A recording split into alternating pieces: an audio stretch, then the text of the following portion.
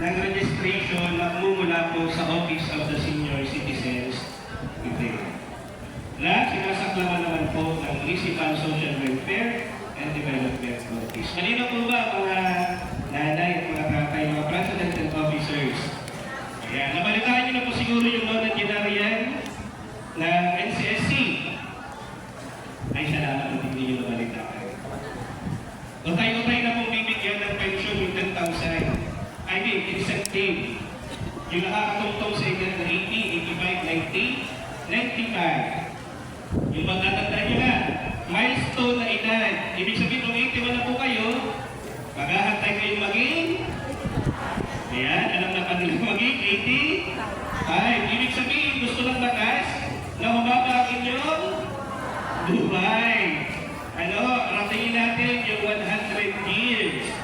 Ang magandang balita po, mula sa magpapayan, ang mga Cesar, magpapayan, may centenarian po tayo na makakatanggap ng incentive. At ang mga taga-magpapayan, mahaba-haba ang mga buhay ng inyong mga nilulunod sa magpapayan.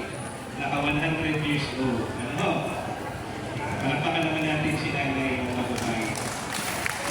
So yun po ang mga senior citizen, basta-basta naniniwala sa nababasa sa Facebook, mga text messages na din po ginagawa, mga staff po yan.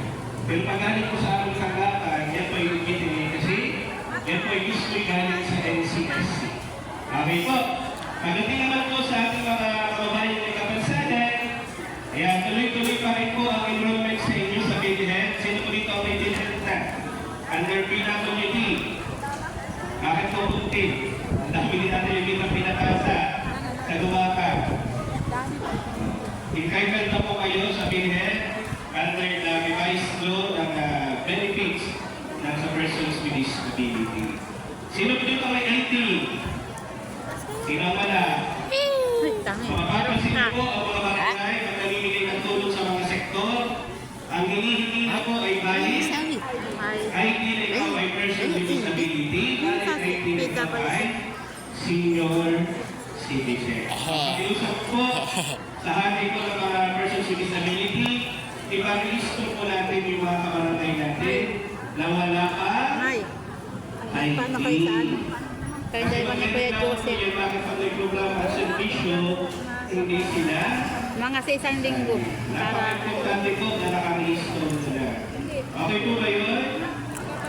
Sino po dito may mga kabarangay na hindi physical ng disability, mental or developmental? nag-maintenance kayo ay yung mga malalaki ang maintenance. Yung may mahirap na disability, tinutulungan din po kayo ni Kalimitan sa Bulacan District Hospital para ma-check up ng isang psychiatry.